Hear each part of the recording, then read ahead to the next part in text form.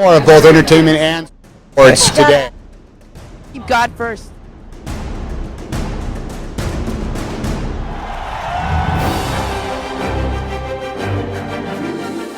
Watch me on entertainment and sports today. Stay tuned for entertainment and sports today.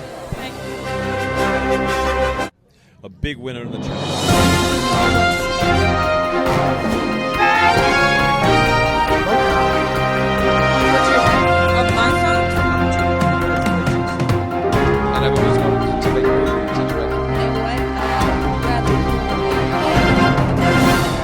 We want this to be fun. We want this is a big night of fun. It's a great evening for people to see.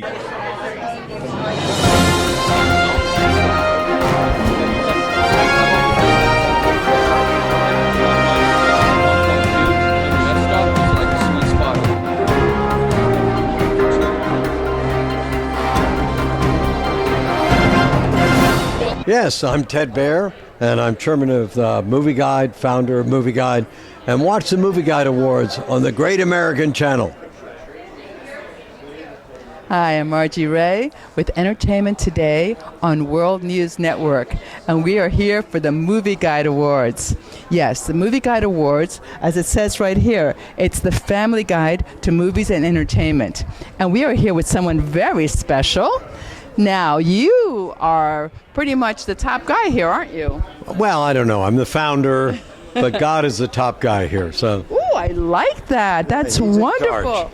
Oh, I love hearing answers like that because, you know, people really don't give God the glory. Well, he has it because we've got over 200 stars and producers and writers and directors of some of the biggest movies. We're honoring movies like Mufasa, Inside Out 2, which made $2 billion at the box office. Oh, is that all? So we're amazed that the people want to come, they want to talk to us, they want to find out more. So we help people succeed in the box office by reaching family audiences.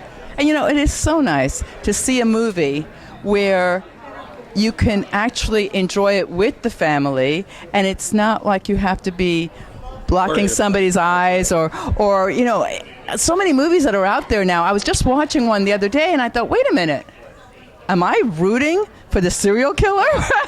No. So, but that's what some of them are. Go to movieguide.org. You'll see safe movies for your family, good movies for families, good movies for date night, all sorts of things. So we're here to serve you, to help you, and to make sure that you see the good, the true, and the beautiful.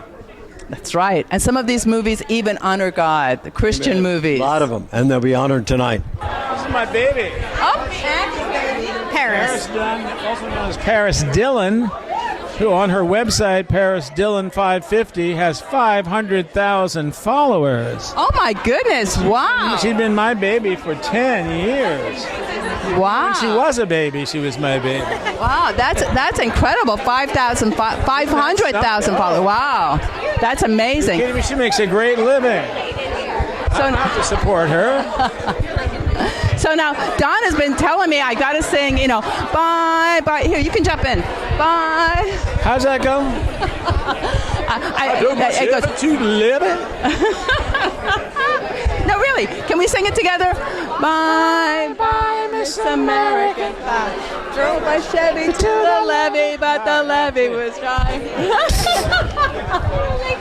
See, now I can say I sang that song with him. Now, that song is super, super famous. I mean, they had a 50th anniversary just for the song.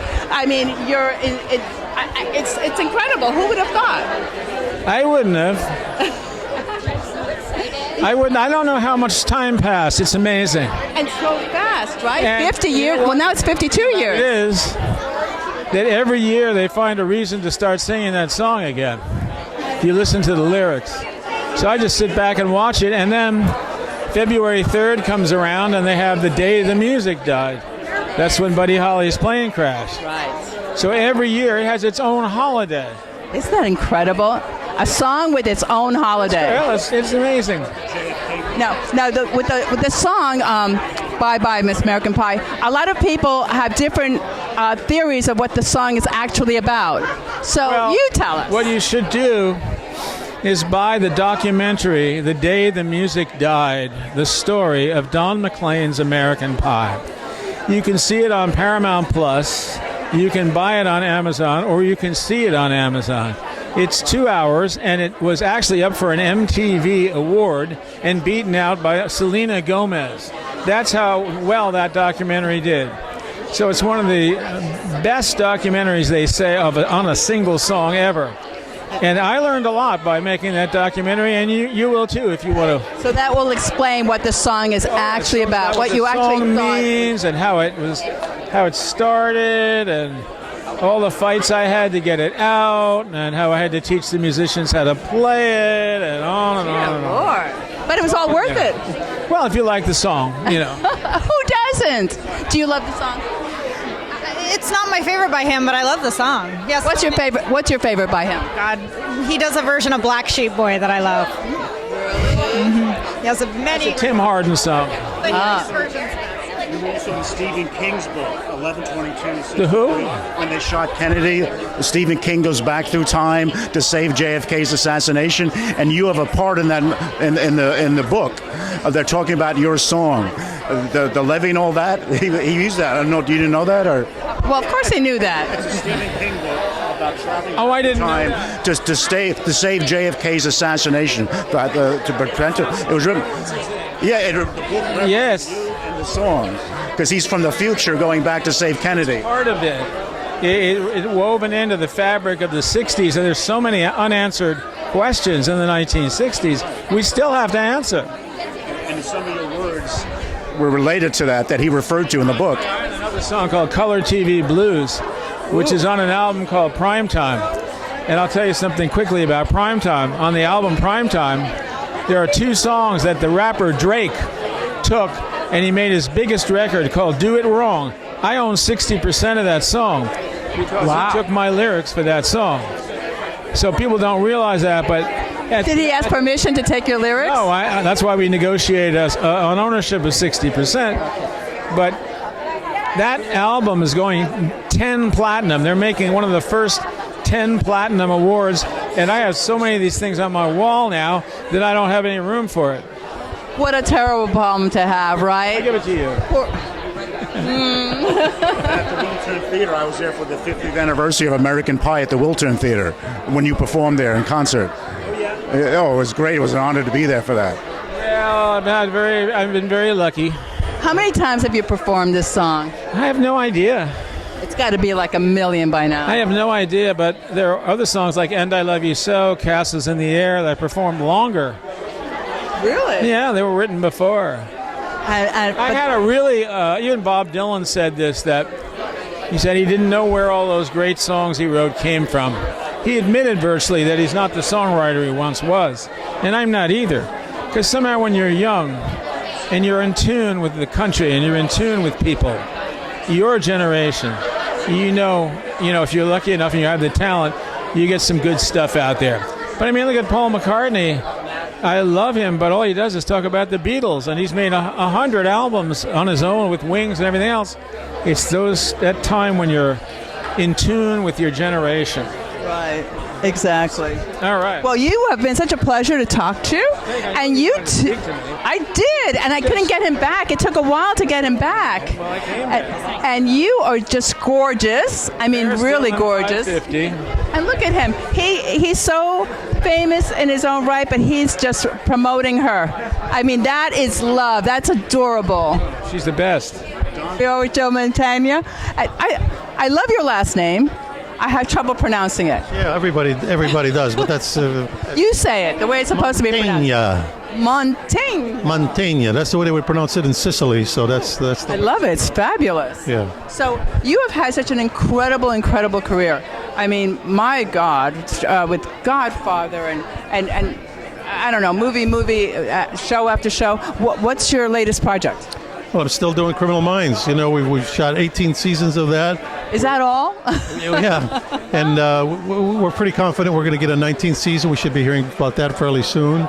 and I still do The Simpsons. I've been playing Fat Tony on The Simpsons for actually 34 years. 34 years. Oh my God. How do you like that? That's fun, isn't it? I get to go in and pretend I'm this little cartoon guy.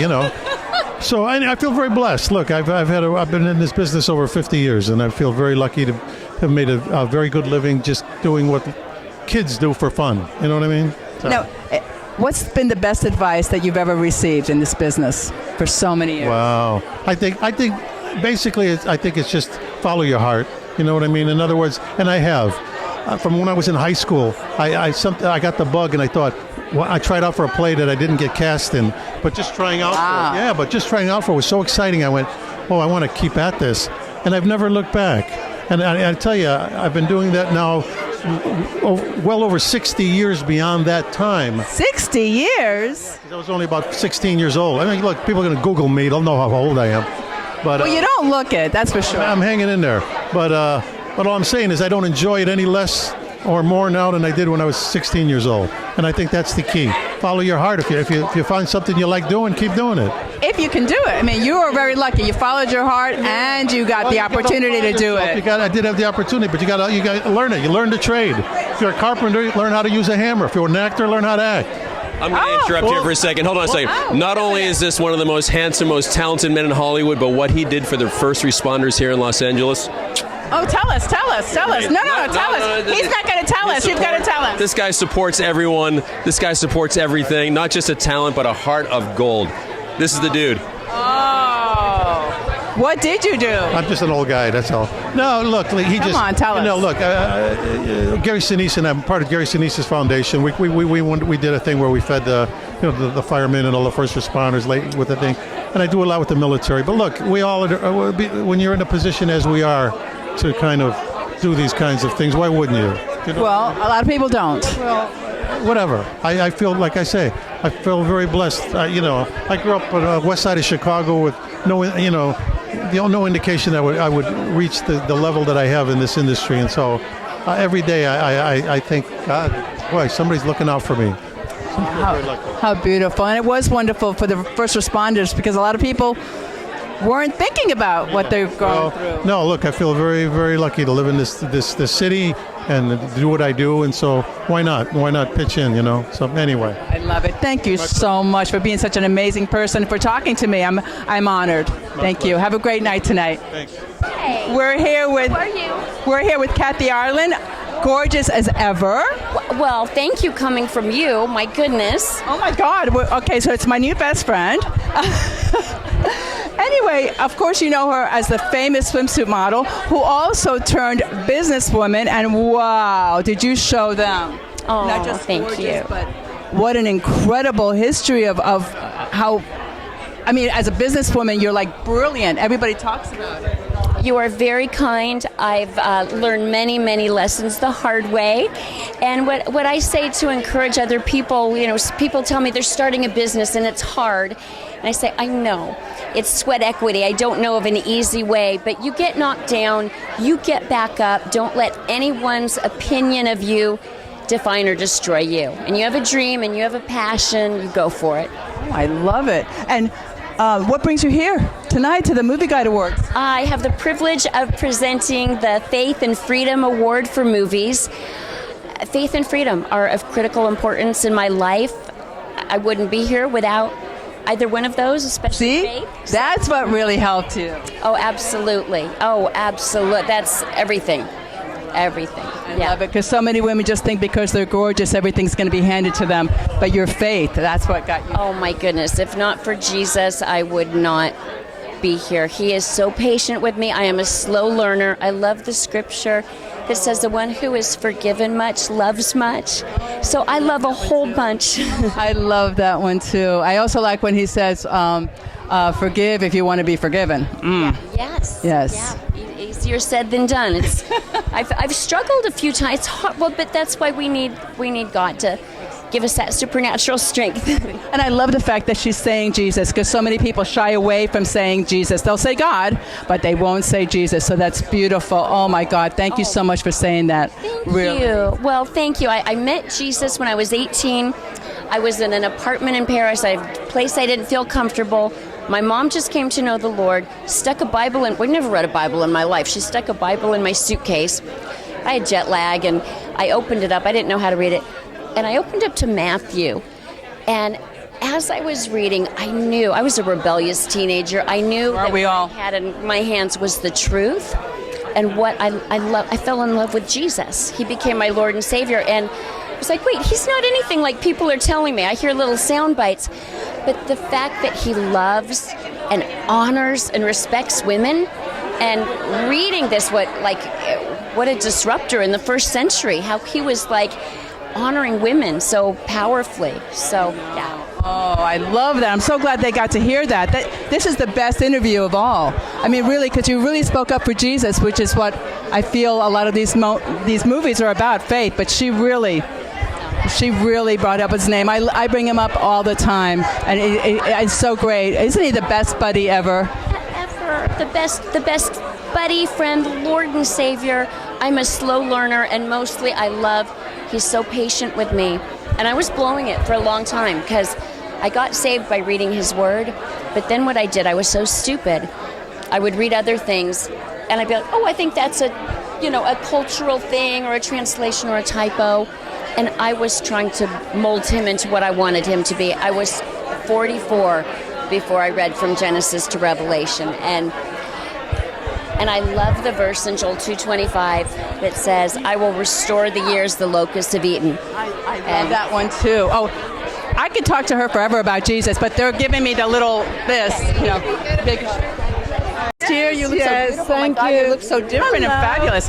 This is Roma Downey Jr. What's your latest project? Oh my gosh, well I'm here tonight representing The Baxters, which is a beautiful series on Prime Video, and we're up for an award tonight, so as you should be. Fingers crossed. Anyway, since I saw you last, I'm now a natural blonde. And it looks fabulous on you. I didn't recognize you. I really didn't. I thought she looked so familiar. I know, it's so fun. Fabulous on Thank you. I love it. Thank you. Have a great Gorgeous. evening. You too. Thank you so much. Beautiful. Have a great night. Okay, so here we are with the incredible Pat Boone. My goodness, talk about an incredible career. It's unbelievable. It is unbelievable. I'm not kidding. Frank Sinatra recorded some 1,500 songs, and he's the best ever. Bing Crosby was my role model. He recorded 2,000 songs. But you're looking at the guy that has recorded 2,700 separate songs. Really? Anybody in history, more than anybody else ever will. It costs too much money to record now. When I was recording, you could make a rock and roll record in somebody's garage, and have a big hit with it. But now you got to go in the studio, you got to spend a lot of money, you got to promote it, and you got to have video and all this stuff.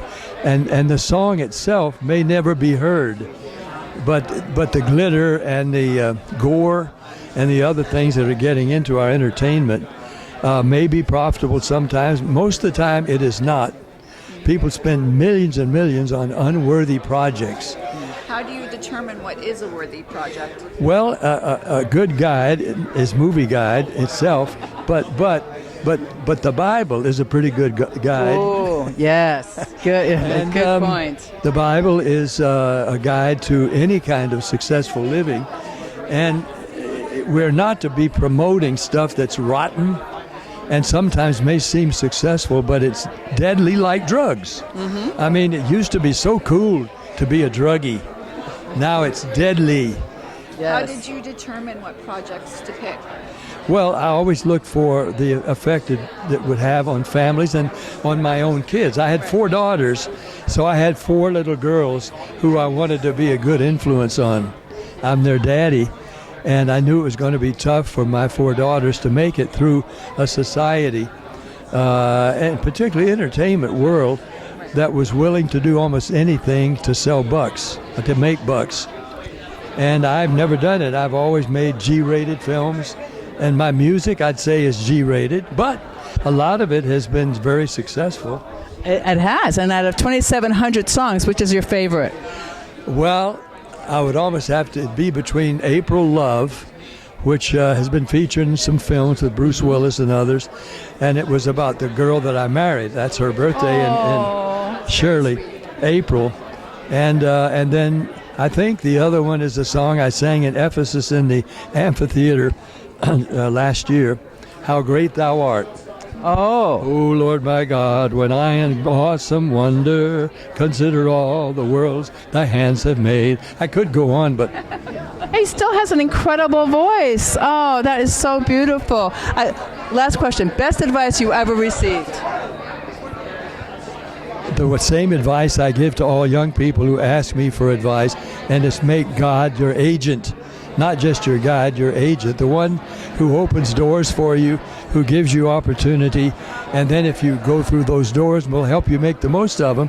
But like any good agent, he wants 10%. Oh, I love it. Okay, wait, one more question. That's tithing. We got to cut it short. Yes. We're already getting him on stage. Okay. Okay. They're grabbing me. Thank you so much. I love that ending. That was incredible. I love it. So, and so clever. Your agent wants the 10%. So here we are with Meta World Peace. 7'2", right? No, I wish. I'm only 6'6". Real only? Yes. Feel like you're all the way up there. Anyway, of course, you know him from the LA Lakers. Yes. What was your biggest highlight the whole time you were with the Lakers? Oh, I think the biggest. You said, what was your question again? What was your highlight? My highlight with the Lakers was playing with Kobe Bryant, playing under Coach Phil Jackson, winning a title, playing with Pal. So many highlights, but playing with Kobe was the one that stands out. I can see that. And what are you doing now? What's your latest project? I have a lot of projects. I'm trying to build a public company, which is really difficult.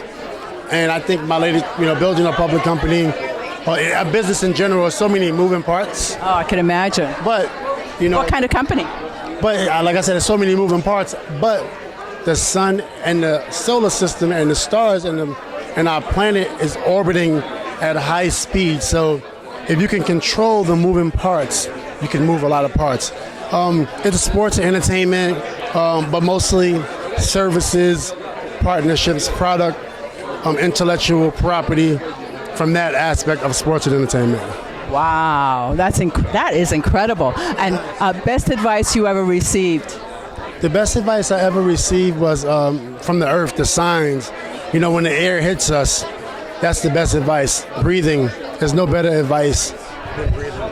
Can't get better advice than that. Oh, thank you so much. You're so right. Can't get better than that. Thank you. So here we are with nominee David A.R. White and his family. What's your name? Everson White. Ocean White. Wow, you guys are gorgeous. Thank you. So family night, family TV, family movies, why not? So you're a nominee for God's Not Dead? Yeah, God's Not Dead and God We Trust. It's our 5th installment. It's hard to believe. 10 years ago we were standing here and the first one won. So, You're hoping for number 5, yeah, here we are again. It's so great to have movies about God. I love that. It is, there's, I'm grateful for the Movie Guide Awards in a lot of ways because there's not a lot of award shows that honor faith and family, and so. There aren't a lot of shows, period, that honor faith and family. True. And it's great because kids can grow up with movies and shows about God as opposed to just about killing and rape and everything else that's out there. How do you guys like these movies? I think it's very good that we can people can learn about God through them and yeah. I think they're very good, and if you haven't seen them, you should go watch them. So even if your dad had nothing to do with it, would you still say the same thing? Yes, of course. Oh, I love it. And is God real to you? Yes. Yeah. See, that's beautiful. I'm grateful for that, and yeah. So. What were some of the obstacles you had in getting the film to the screen? Boy, it's like every God's Not Dead movie is a trek up the hill. There are so many obstacles in the way, and this last one, we had the strike, and we had just a lot of things that kept this movie and kept postponing it until we could finally make it. So, and in number 4, We the People, we had the a massive blizzard, and it just what was that? What else we had? It's like this is Vance Knoll, our director of. That was a hard movie to 4 and make, 5. man. There was a blizzard. There's a pandemic. It's like they said, what's kept this one? Was it harder to make on this one? Well, the strikes. Yeah, this set us back a few times. Well, that made all the movies hard to do. Yeah, not just us. Yeah. I was going to start thinking, well, maybe there's like spiritual stuff, but all the movies had this problem. Yep, we've had a lot of issues though over the years, but we're never easy. But we're grateful to that it all comes together though, and I mean somehow we're on number 5, and we'll see if we keep up with the Fast and Furious and have 5 more. Now, how about these two? Do you have a part in the movie? They don't have a part in this no. movie, but we just finished the movie with them in it. Oh, really? A little nepotism here. Why not? Right? And you know what? Go for it. Because if my dad was in a movie, I'd make sure I was in it. So, push it all the way. Say, hey, I'm the daughter. They've been doing movies since they were born. Like I think they're in 4 or 5 different movies, and her first one. I think you were a baby, and then your first one. I don't. You were young, 2, 3, 4, something like that. What took you so long? Jeez. Thank you so much for speaking with us. You guys have a great time tonight. Good. What's going on here? Don't call me now. Don't? No. That's like a script I just wrote. What, the title? Yeah, it's a great title. There's a Christmas comedy that I've written, and my character goes, "Oh, yes, ma'am," and she goes, "Don't call me ma'am, that's from my mother." And I was like, "I love moms." And she's like, and I was like, is that not the right thing to say? Yeah. Just leave off the ma'am, no matter how old, and you'll do good. Okay. Jesse Hutch, I'm nominated as a performer in Christmas Under the Northern Lights, and I'm also one of the producers on A Little Women's Christmas, which is also up for nomination. So nice to have all these great Christmas movies. I love it. Do you? Yeah. Don't you? Good. I just want to make sure. I was like, does she love Christmas, really? I love Christmas. Okay. Well, so do you start Christmas in like July? Do you start it earlier? Is it? I still have my Christmas tree up. Does that tell you anything? I love that. It's amazing. I just can't handle taking it down. That's it. I love it so much. And you know what? The lights are always beautiful, though, right? Like it's such a cool ambience at night. Like if you just turn the lights off. And the decorations. And I put so much effort into it that I know. I hate taking it down. Yeah, my daughter's like that, and I'm like, nope, the tree's coming down. We're cleaning up. Oh, damn. She's got to try harder. I'll talk to her. I'll have her talk you into it. She's wonderful. Yeah. She's actually in A Little Women's Christmas. Oh. She was. Little nepo there. Yeah. Nepotism. Yeah, no. It was a wonderful moment as a father to just. I've never forced my kids to be in this industry. I never will, but I'll introduce them to what I know, and I want to see them succeed. So it was kind of a natural opportunity where I was like, do you want to audition for this role? I think. And you're a shoo-in. Well, it's to play my daughter, so it was funny because I remember getting a network note at one point, and they were like, yeah, I think she looks like, I think she fits the bill and will look like him. And I was like, that's my daughter. What are you talking about? That's hysterical. Yeah. Well, thank you for being here. Thank you for talking with us. And where can we see that movie? Well, we can't see it now until Christmas time. Or did Which it already one? show? Christmas Under the Northern Lights already aired. It already aired. As did A Little Women's Christmas. But, I mean, they'll be playing it year-round because everybody loves Christmas. That's right. Now, quick question. I heard you say something to her before you go, that you wake up every morning and you have this take on life. Trying to think of what that was. You just said it a few seconds ago. I was eavesdropping. Maybe I was referring to everyone. Yeah, everyone wakes up in the morning and it's like, what makes you tick? What makes you come to life? Because we need to know what that is. And the only way that we know what that is if you're honest with it. So take time personally, get to know what you love, and then when you meet other people and they find out what you love, then, like for me, then I know how to be a part of that. I know how to help you. I know how to, hey, you know what? Oh, you're into that? You need to meet this person, you know? But as a filmmaker, I wanna join people together. I want to build teams, and I want to put people where they ultimately grow and blossom into like who they are so they can crush it. That's great. I love it. Well, tonight you'll be meeting a lot of people that maybe you can crush it with. Yeah, we'll see. Very nice meeting you. Thank you. Jennifer Stolo, CEO of Robert Craig Films and producers of Americans with No Address, that's being nominated tonight. Wonderful. So you're a big-time producer. Who would have thought this? this cute little blonde would be a big-time producer. Oh, blondes can be big-time producers, I'm sure, yeah. Right. Yes. No, Americans with No Address is a documentary that really showcases what's working, what's not working, and how we got here as a country as it relates to homelessness. And it's the companion piece, actually, to a feature film that comes out on the 28th, nationwide in theaters with Billy Baldwin, Ashanti, Ty Pennington, Beverly D'Angelo, some amazing people. Oh my God! Congratulations, little girl. Looking forward to seeing that. Thank you. Well, have a wonderful time tonight. And you got to get a look at her shoes. These are just outstanding. I know she's a producer and all that, but she also has really put it together. Thank you. Nice to meet you. Thank you, beautiful. I appreciate that. I'm Madison Poland, and you need to watch Entertainment Today. And I hear that you are nominated? For the Despicable Me 4 movie, I'm the voice of Agnes. Now, you are so adorable. I'm surprised that you're a voice actress. I would think that they just say, no, we got to get this face on screen. Oh, thank you. Well, it won't be long. Trust me, because you are gorgeous. You really are. She has eyes like one of those dolls with the huge eyes and the beautiful face. So how fun is it to be a voice actress? It's so fun and exciting to, like you could just get a role any minute. Oh, that's awesome. That's awesome. Now, how do you feel when you see yourself on screen as a cartoon character, but you know it's you? Oh, it's like so amazing and like exciting to see myself and like do the voice in the movie. So now, at such an early age, do you have any great advice that someone has given you? Well, my dad said just keep up the work and stay happy. Yeah, hi, my name is Tom Omer, and I recently did the movie Nefarious. So how was that? Was it fun? It was really fun, yeah. It was really cool. We shot in a working prison in Oklahoma. Dear Lord, with real prisoners? Yes, with real prisoners. Real murderers and You betcha, yeah.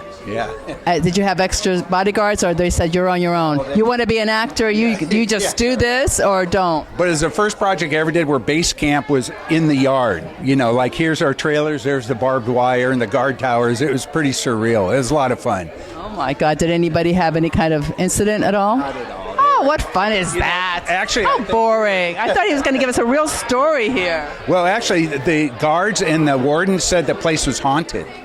And they told us some stories that was really eerie. Okay, tell us one. Well, the prison was built in like the early 1900s, and there's one wing that's shut down completely since the 1970s. No power, no lights. When the guards do their duty and stuff, they see lights flickering, and they hear the showers running. They hear inmates laughing, and it's been vacant for like 50 years. Oh my God, that's woohoo! Yeah. Well, thank you so much for talking with us. It really was a pleasure. You look so handsome. Look at this. Everybody looks so nice in their tux. Well, thank you so much. My name is Kensington Tallman. I play Riley in Inside Out 2, and I'm so excited to be here at the Movie Guides tonight. So how fun is that to play in the Inside 2? Oh my gosh, so fun. And I will say, working with our incredible director, Kelsey Mann, and our producer, Mark Nielsen, and our entire team at Pixar and our incredible cast, it has been the journey of a lifetime. And, you know, I grew up with Riley. And so to play her 10 years later is truly so surreal and such a God story. So, journey of a lifetime. She's about 12, and journey of a lifetime. Thank you so much. So tell me, best advice you ever received, even though you're so young and just starting, but to be at this position at your age, what is it? Take up space. I think as a young creative, especially as a female, there's this kind of narrative that we built for ourselves that we have to shy away and be small. Take up space. Own yourself, walk into a room with utter confidence, and know that you belong there. Well, excuse me. Yes, we love it. We love it. It's so important, especially for us women. You know what I mean? No, you're right. You're absolutely right. Too many people just shy away from life. Absolutely. When we embrace who we are, we can become the best versions of ourselves. So take up space. I like it. That's going to be my new motto. Yes, I love that. Well, enjoy your evening today. So much. I really appreciate it. So Look at this. I have all my characters. Oh my God. Oh, and don't miss this. I have this lovely purse. Oh, that is incredible. She can't fit anything in it, but it looks good. I can fit maybe a lip gloss, but hey, it's the style that matters. It's the style. Makes the whole outfit. Thank you so much. Thank you, honey. Have a great night. Wonderful meeting you too. You too. We're here with Anna Zielinski, and she's going to tell us a little bit about her latest project. Hi, I'm so happy to be here. My first Movie Guide Awards, I have to say. And we're representing God's Not Dead and God We Trust. I'm one of the producers. You might have talked to my buddy Brenton Early earlier. Hey, no pun intended there. And we're really excited to be here and represent. It's so great to produce a movie about God. You know what? I'm a believer, and I am as well. And being a part of the filmmaking world for so long with PureFlix and Great American, it's just been a blessing for me because I'm just so proud of what we've produced. So when you can actually have a film that is as pointed as saying, "Is God dead?" Hey, you know what? We've been doing it it was our 5th installment this year. I know, it's great. And they're great movies. I've watched them myself. I love them.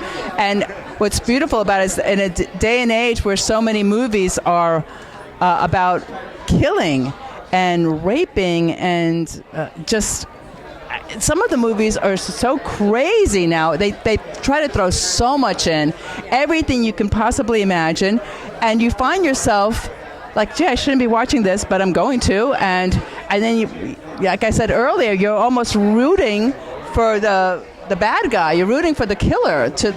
And you're like, what is going on? And what we don't realize is that really does affect our minds, and we don't see it at the moment, but it just keeps getting festered in there. So the movies like what you have are just awesome. So keep producing those movies, little girl. Ma'am. Yes, we're going to do it. We're going to keep doing it. And again, like you said, in the world of media, I'm glad we have a place that is a bit of a reprieve from what you're talking about. And those movies are great for what they're doing and their genres.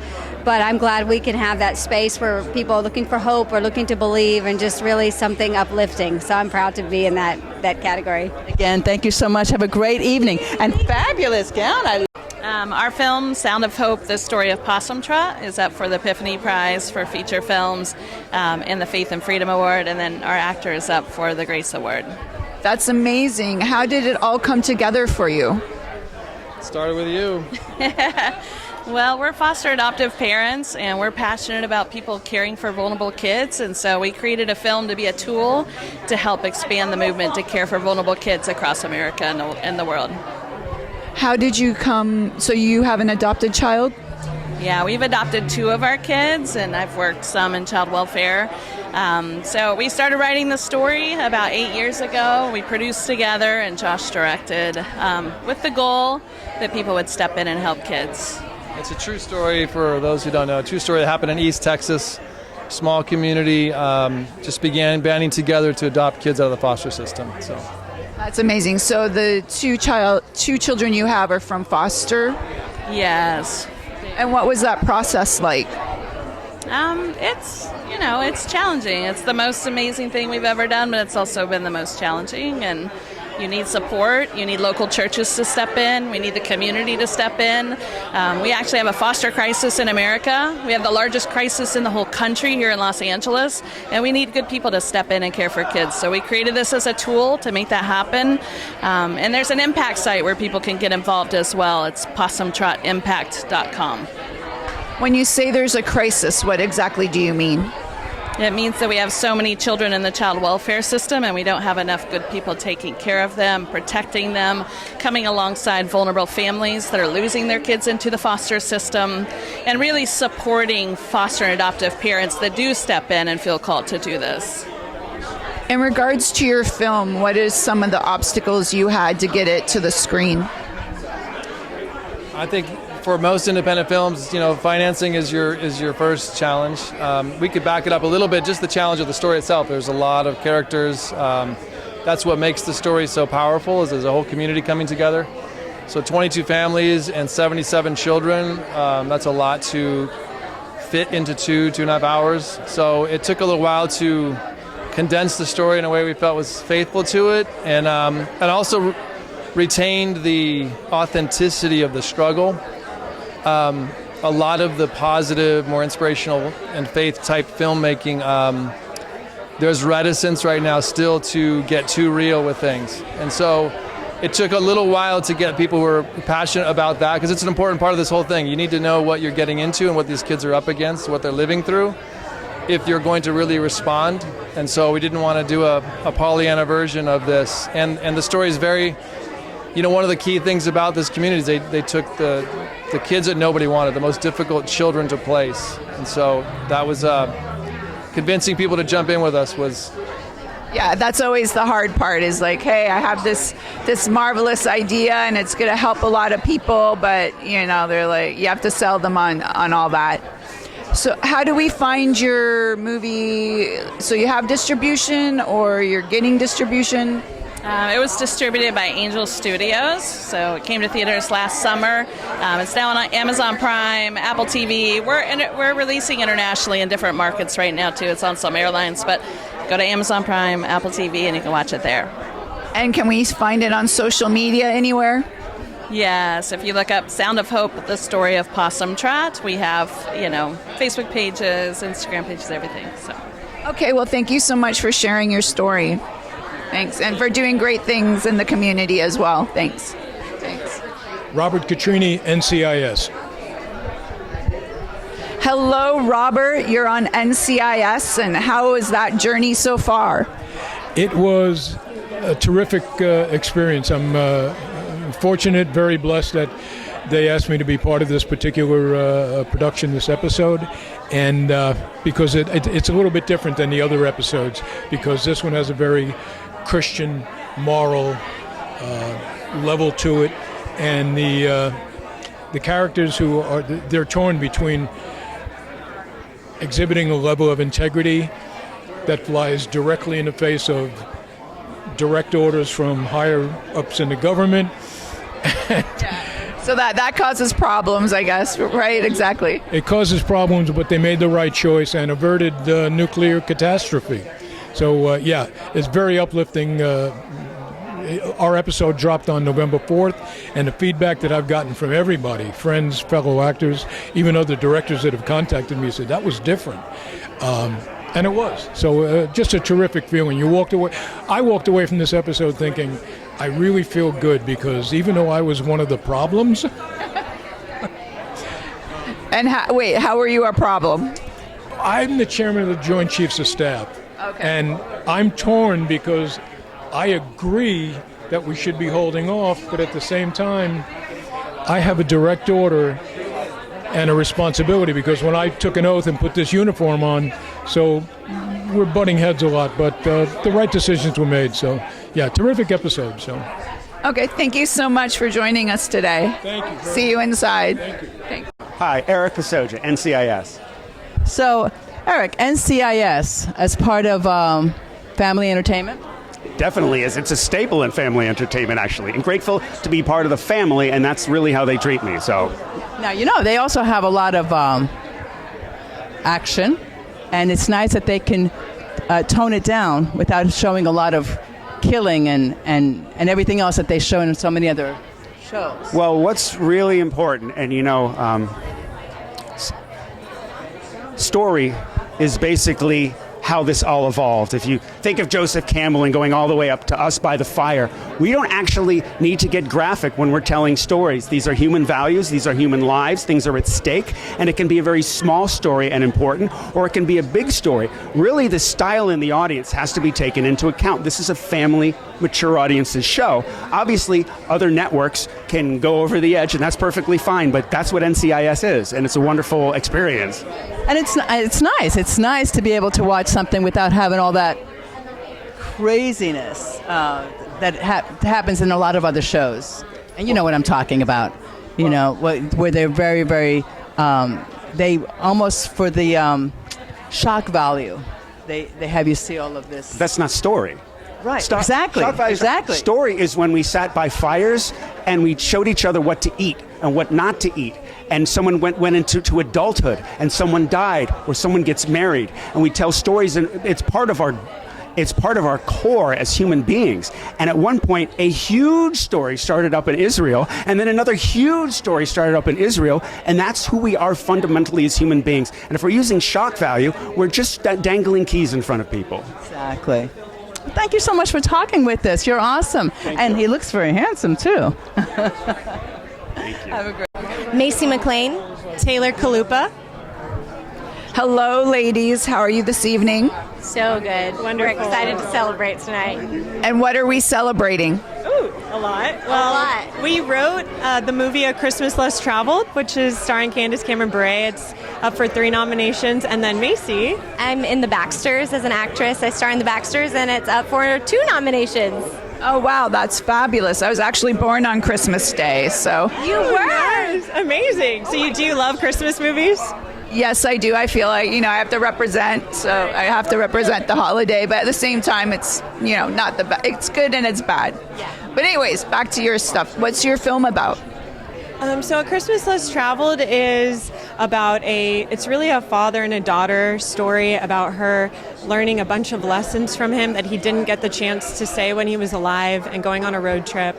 There's also some romance in it, of course. There's a little bit of a mystery, but it has a lot of heart and life lessons that we wanted to have the audience take away and kind of promote this idea that while you have your parents or your grandparents or your children or alive with you, to really share stories with them and the things that are on your heart, not wait till it's too late. Exactly. You always have those bittersweet memories once they've passed on. Tell me more about your project. Yeah, it's The Baxters. It's based on a book series by Karen Kingsbury, and I grew up reading this series in high school. So when I found out they were doing a TV show, I was like, I have to be on it. There's no option. Like, I have to do it. So anyways, I was telling someone earlier, I would get so close to these characters, I would accidentally pray for them. So I was a little embarrassed with God, but he gets it. But yeah, those characters, I feel like I grew up with them. So to get to play my favorite character was a dream. And it's about a family. There's a lot of drama that happens to this family. So much. But It's so fun. It is so entertaining. And it's also, but there's a lot of brokenness, but it also shows all the redemption. And it's not cookie cutter at all. So that's probably my favorite part about it. It's messy and wonderful and beautiful. And I love that. I love my Baxter family so much. Once people start watching it, they can't stop. Like, I had so many friends. I'm not in it, but I was there when she was filming the whole thing, and so I feel like I'm a part of it in a way. Yeah. But all these people I know would say I couldn't stop watching it. Yeah, they have to binge it. They have to. Yeah, there's 3 seasons, so you can binge them all. Yeah, you can literally watch all seasons in probably 2 days. Yeah, it's three of them. Great. Well, thanks so much for sharing your story with us today. I see you inside. Thank you. So we're here with Jessica Tresca. Tell us about your latest project. So I'm in Hysteria on Peacock. It was our latest show. Definitely watch it if you haven't. And what is your part? I played Judith, who is the love interest and also a little bit of the antagonist. You see a lot of different sides to her. She causes a lot of drama. And look, she looks so sweet and innocent, doesn't she? Isn't that? Exactly, yeah. Now, how did they cast you into this with, that sweet little innocent look? Well, that's actually a big part of the character. So I start out really sweet and innocent, and then you see me evolve, or maybe more so devolve. Give me your season. Give me your evil look. Oh gosh. Come on. There's a Judith look. You know you can do it. Nah, she still looks sweet and innocent. It's the evil smile. You'll see it in the show. I have to be in character. The hair, the makeup, the 80s outfit, it helps a lot. That helps a lot, yes. Yeah. Tell me, in your few years, how many years have you been acting? 10 years. Really? That's incredible. You must have started like ridiculously young. Yeah, I started at 10, so actually 11 years now. Oh, wow, there we go. So what took you so long? No. What is the best advice you ever received? I'm not sure if I received this exactly, but it's something that I talk about a lot with my family, which is you have to work hard enough to secure your future, but not so hard that you lose sight of the present. I think being present is huge. I think we forget about that, and we tend to focus on the future a little bit too much. It's very important, but I really value my family, my friends, and everything I have right now, so I don't want to miss out on that. That is wonderful advice. I love it. Did you hear that? Thank you so much. Really appreciate it. I'm gonna rewind this and write that all down. It's great. Good, right? Yeah. That's right. Thank you so much. And you look lovely. You really do. Hello, Reagan. How are you this evening? I'm doing amazing. How about you? I'm great. You were on Squid Game. How did that opportunity come about for you? So that was actually one of my first voiceover auditions, and I booked it, and Squid Game is now such a big movie, a big TV show, and I'm just so grateful to be a part of it. That's amazing. And what brings you here this evening? I'm presenting the Best Family TV Award. Have you done any family movies or TV yourself? Yes, I was actually young Ember in Pixar's Elemental, and I actually have a new project for Pixar coming out in a couple of days. So go to my Instagram, which is Reagan_toe, to figure out what it is. What do you like most about being an actor? Honestly, it's really fun to portray different characters that have different backgrounds or different like life stories, and I think that's really cool and really interesting for a person to kind of get into acting. Yeah. Well, thanks so much for sharing with us today. Thank you so much. Hey, I'm Demetrius Gross. I'm an actor, and I'm starring with some other wonderful stars in the film Sound of Hope, the story of Possum Trot. What project are you working on? I'm here representing and celebrating the film Sound of Hope, the story of Possum Trot. And what's that about? It's about a family of believers in East Texas that were spearheaded and led by First Lady Donna Martin and Bishop W.C. Martin of Bennett Chapel. They banded together 22 of their families and in their small church, and they adopted or were responsible for the adoption of over 77 orphans. And wow, that's amazing. That's a lot of children. It's a lot of children, and each one of those children had individual stories. And some of those children have gone on to have grandkids. And so they really have spearheaded a movement of what it means to galvanize communities and bring people pull resources and bring people together. And it's multifaceted. How did you get involved in that? Sorry. I got involved in it through one of the producers, Bobby Garabedian, and his wife Elkin. Okay. They were instrumental in letting me get the script and take a read of it, and they were longtime friends. There were other people considered for it, and the cards were in my favor. Well, thanks so much for talking to us today. It was a pleasure. See you inside. Thank you. Okay. Yes, Noah James. Kirk Waller, The Chosen, and the best Christmas. The Chosen. Yes. And the best Christmas pageant ever. Hi guys, how are you tonight? Why did you decide on a Christmas movie? Woo. Because we needed a Christmas classic. And I think most of the Christmas films, I love them all, the ones that are out now. We kind of lost one that had the real meaning of Christmas, and that's what the best Christmas pageant ever was bringing back the true meaning of Christmas. And how did you get involved in the project? Well, I got involved in The Chosen. Actually, I had auditioned for Dallas like a year and a half before The Chosen for the short film he made that sort of inspired the show. And I always say it's the best job that I didn't get. Because if I got that, I would have worked for 3 days with Dallas and never met any of these guys. And then because I didn't get it, I was able to be cast in The Chosen. And it's been a life-changing event, honestly, that I'm just truly so grateful for. Well, thanks for sharing with us. See you inside. Oh, see you inside. Thank you.